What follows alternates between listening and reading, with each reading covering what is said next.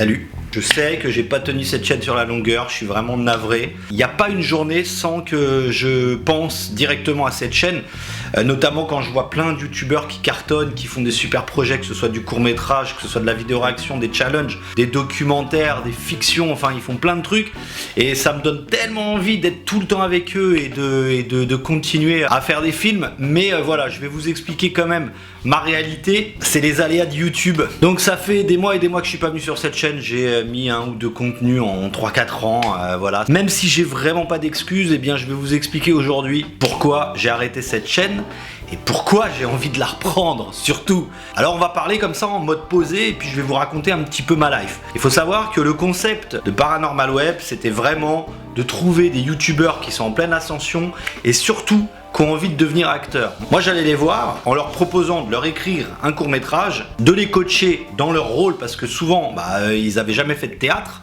ou alors très peu, et de monter un film, voilà, avec les moyens du bord, mais en essayant quand même que ce soit une prod correcte, parce que quand tu vois ce que Golden Moustache, le studio Bagel ou les Parasites ou le Palmacho, quand tu vois la qualité de ce qu'ils font, bah toi tu vas arriver sur le terrain du court-métrage mais tu veux pas être trop ridicule, on va dire. Donc comment j'ai fait pour monter ces équipes, parce que j'avais pas un radis? Eh ben en fait j'allais voir des cadreurs et des monteurs et des réalisateurs en gros que je connaissais, avec qui j'avais travaillé, où j'avais été comédien gratuitement, parce que quand j'ai terminé mon école de théâtre, j'ai fait énormément de courts-métrages avec des étudiants et ils pouvaient pas me payer. Alors moi je leur disais ok, vous pouvez pas me payer, mais par contre quand j'aurai besoin de vous avec votre matériel, vous viendrez. Et là ils étaient tous contents, ils me disaient ouais, si on peut te balancer un petit coup de main tranquille, on t'aide. Ça c'est important de le savoir parce que c'est pour ça que j'ai réussi à faire des courts-métrages. À chaque fois j'ai fait 3 courts-métrages sur cette chaîne, j'en ai pas eu pour plus de 1000 €, on va dire entre 500 et 800. C'est quand même un budget, à chaque fois c'était de ma poche, donc je gagne ma vie en tant qu'acteur. Donc quand j'avais un peu de sous de côté, eh bien j'investissais dans un film. Mais au bout du 3e court-métrage, tu peux pas à chaque fois demander aux gens de venir taffer pour toi. C'est compliqué, surtout si tu peux pas les payer. C'est surtout parce que tu peux pas les payer que c'est compliqué de leur demander. Alors sur Paris, c'est assez simple de monter des équipes de tournage à moindre coût. Il y a beaucoup de techniciens, beaucoup de gens qui sortent d'école et tout ça, donc on peut toujours se démerder. En plus, j'avais déjà 2-3 courts-métrages qui étaient plutôt bien accueillis et qui avaient même épaté certains youtubeurs qui m'avaient dit quand tu veux, on fait un truc ensemble et tout ça. Vraiment, à l'époque, quand Amixem il avait 300-400 000 abonnés, il m'avait dit bah quand tu veux, on fait un truc ensemble. Maintenant, le gars il a 7 millions d'abonnés, tu vois, il a continué à grandir et moi j'ai continué à rapetissir. Et en plus à Paris il y a plein de youtubeurs, il y en a plein qui veulent s'essayer au jeu devant la caméra et j'arrivais un petit peu à me démerder pour monter mes équipes. Mais en fait il y a 4 ans j'ai déménagé à Montpellier. À Montpellier je connaissais personne et je connais aucun youtubeur. C'est pour vous dire, les seuls youtubeurs qui sont à Montpellier que je connais là,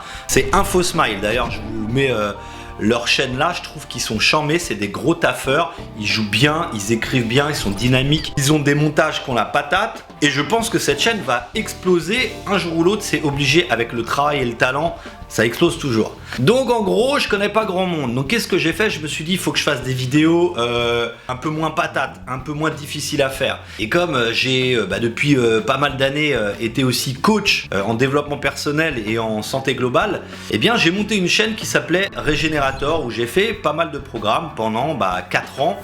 Et puis depuis un an, j'ai monté une autre chaîne qui s'appelle Décroche ton rôle où là je donne des conseils aux gens qui veulent devenir acteurs. Voilà, des conseils au niveau de leur démarche, au niveau de la technique de jeu. Je leur donne des astuces, comment approcher les professionnels, comment fabriquer son réseau, enfin tout ça. Je vous invite à vous abonner à cette chaîne si vous avez envie de devenir acteur. Et en fait, eh bien là, je viens d'avoir mes 45 ans. Et j'ai une grosse remise en question sur ma life et en fait je me rends compte que je loupe vraiment quelque chose à pas continuer sur YouTube, sur une chaîne que j'aime vraiment. Et qu'est-ce que j'aimais vraiment dans Paranormal Web? Vraiment c'était la collaboration. C'était de collaborer, de voir des gens d'univers différents, qui ont des concepts différents, qui ont vraiment progressé dans la façon de faire le montage, comment dynamiser et tout ça. Et maintenant souvent les youtubeurs arrivés à je sais pas 300-400 000 abonnés, ils ont leur monteur avec eux, leur monteur et leur cadreur et ça leur permet de faire plus de vidéos, plus de contenu et forcément d'avoir un meilleur référencement, un meilleur algorithme et puis voilà, la chaîne elle augmente, bien sûr si tu as un minimum de talent évidemment, mais voilà, j'ai vraiment vu l'ascension d'énormément de youtubeurs que je connaissais il y a 3-4 ans et qui avaient entre 100 et 500, 600 000 abonnés et maintenant ils ont tous dépassé le million. Et moi j'ai monté 3 chaînes et en tout avec ces 3 chaînes j'ai même pas 10 000 abonnés, c'est pour te dire. Et au-delà de la collaboration, bah, ce qui me manque c'est vraiment de jouer, d'interpréter des personnages différents. Comme vous avez pu me voir voilà, dans le gay complètement loufoque. Oh j'ai compris, c'est trop mignon. Il veut un cœur. Ah oui, parce qu'il est mort. Mais t'es déjà décédé, ça sert plus à rien un cœur. Que ce soit dans le patron complètement déjanté avec Olivier Kissita. Qu'est-ce que je fais? Je vais la diffuser. T'as vu ces images d'enculés qu'on a? Faut l'envoyer à notre réseau. Mais tout de suite, faut contre-attaquer. Faut contre-attaquer. Ou avec Avner où je fais un mafieux assez dangereux. Tu crois que c'est mon délire de te voir comme ça, non? Avec toutes tes croyances, toutes tes prières, tes belles idées.